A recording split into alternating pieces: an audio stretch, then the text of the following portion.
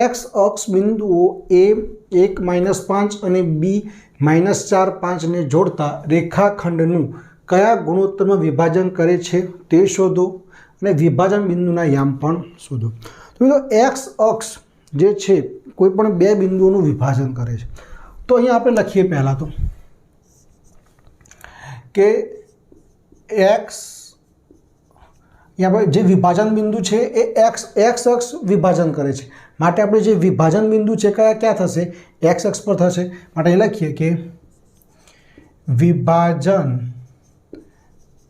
बिंदु एक्स अक्ष पर होवाथी वायाम शून्य थाय माटे धारो के विभाजन बिंदुना याम px0 छे।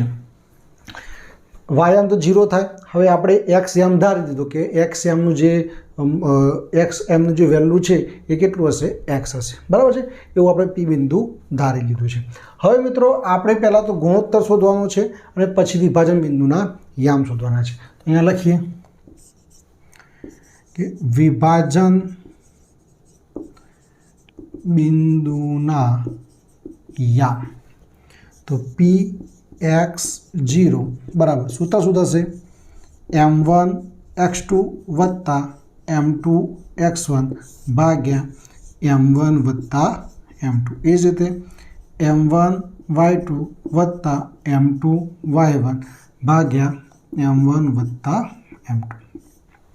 हवे मित्रों आ सूत्र एक खास तमारे याद राखवानुं छे। आ वस्तु कॉन्सेप्ट तमारे खास समजवानुं छे कि ज्यारे एक्स अक्ष बिंदुओनुं विभाजन करतो होय त्यारे एनो वायाम 0 होय पण ज्यारे वाय अक्ष बिंदुओनुं विभाजन करतो होय त्यारे एनो एक्स याम 0 होय बराबर छे। तमे आनुं लगभग याम भूमितिનું एक उदाहरणનું एक क्वेश्चन छे ए तमे जोजो एमां वाय अक्ष विभाजन करे छे माटे एमां एक्स याम आपणे 0 लेवो पड़े।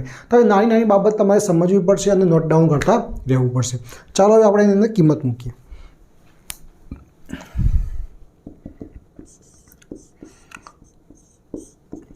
चलो m1 અને m2 तो आपणे शोधवानुं छे m1 जे m2 तो m1 ની જગ્યાએ m1 જ મૂકીશું।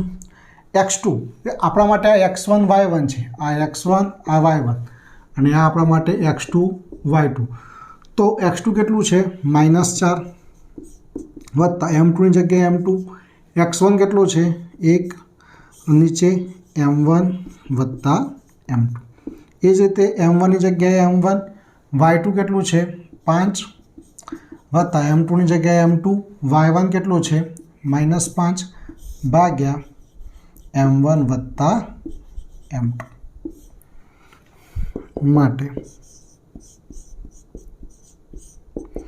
ચાલો હવે આપણે એનું સાદુરૂપ આપી દઈએ તો -4 ગુણ્યા m1 તો શું થઈ જાય -4 m1 વત્તા m2 ગુણ્યા 1 તો શું થઈ જશે અહીંયા ફક્ત m2 થઈ જશે भाग्या m1 वत्ता m2 तो एमने एम लखी दीए m1 वत्ता m2 ए ज रीते 5 गुण્યા m1 तो 5m1 -5 गुण્યા m2 એટલે -5m2 भाग्या m1 वत्ता m2।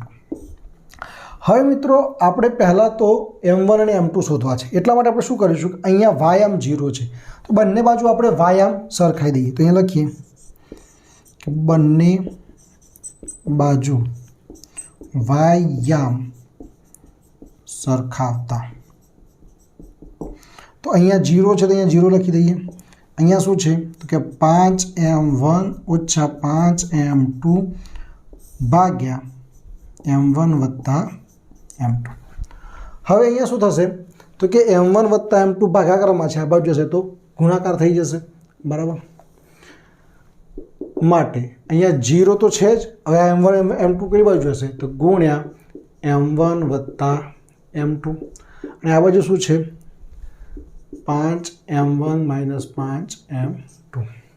हवे तमे जाणो छो मित्रों के कोईपण संख्याने 0 वडे आपणे गुणाकार करीए तो हमेशा जवाब केटलो आवे 0 ज आवे बराबर 5m1 ओछा 5m2 माटे। हवे अहींया माइनस छे आ बाजू हशे शुं थई जशे प्लस थई जशे अहींया 5m2 थई जशे बराबर 5m1। હવે જો આ બંને વચ્ચે પણ ગુણાકારનો સંબંધ છે, આ બંને વચ્ચે પણ ગુણાકારનો સંબંધ છે, તો આપણે શું કરીશું, આ m2 ની આ બાજુ મોકલી દઈશું અને 5 ની આ બાજુ લઈ દઈશું. તો 5/5 અને m1 ભાગ્યા m2. આ m2 નીચે લઈ દીધા, આ 5 આ બાજુ લઈ દીધા. અહીંયા આપણે છેદ ઉડાડીએ તો 5 એકા 5, અહીંયા છેદ ઉડાડીએ તો 5 એકા 5, તો 5 5 ઉડી ગયા. આમ તો એક એક પણ ઉડી જ જાય, બરાબર ને. પણ મિત્રો આપણે આવી રીતે લખી શકીએ કે m1 ભાગ્યા m2 બરાબર 1/1. માટે આ રીતે આપણે લખી શકીએ કે m1 જેમ m2 બરાબર 1/1. ખ્યાલ આવી ગયો. તો આપણને m1 અને m2 મળી ગયા છે અહીંયા 1/1, બરાબર છે. એટલે આપણને જે ગુણોત્તર છે m1 m2 ને આપણે શું મળી ગયો છે 1/1, બરાબર. હવે આપણે શું કીધું છે કે વિભાજન બિંદુના યામ પણ શોધો. તો વિભાજન બિંદુના યામ આપણે શું લીધા છે x0. હવે 0 તો આપણને ખબર છે કે 0 નો 0 જવાનું છે, પણ x બરાબર કોઈ વેલ્યુ હોવી જોઈએ. તો એના માટે આપણે શું કરીશું હવે કે બંનેના શું કરીશું x યામ સરખાવીશું. તો હવે આપણે અહીંયા લખીએ કે બંને બાજુ x યામ સરખાવતા. તો આ બાજુ x યામ કયો છે તો કે x જ છે. ચાલો આ બાજુ x યામ કેટલો છે કે -4 m1 વત્તા m2 ભાગ્યા m1 વત્તા m2 x બરાબર -4 ના -4. હવે અહીંયા જો m1 અને m2 બંનેની કિંમત 1 1 છે, તો આપણે કિંમત મૂકી દઈએ અહીંયા. તો 1 વત્તા m2 બરાબર પણ 1, નીચે 1 વત્તા 1, માટે x બરાબર -4 વત્તા 1 ભાગ્યા 1 ને 1 2, માટે x હવે 1 ઓછા છે ને 1 વત્તા છે તો શું થશે બાદબાકી થશે. 4 માંથી 1 જાય તો 3 ભાગ્યા 2, મોટી સંખ્યા માઇનસ છે માટે માઇનસ. તો આપણને x ની કિંમત કેટલી મળી ગઈ -3 ભાગ્યા 2. તો હવે આ જે કિંમત છે આની અંદર મૂકી દઈએ તો આપણને વિભાજન બિંદુના યામ મળી જાય કે વિભાજન બિંદુના યામ x ની જગ્યાએ -3 ભાગ્યા 2, અહીંયા 0 છે તો 0 જ રહેશે, 0 છે.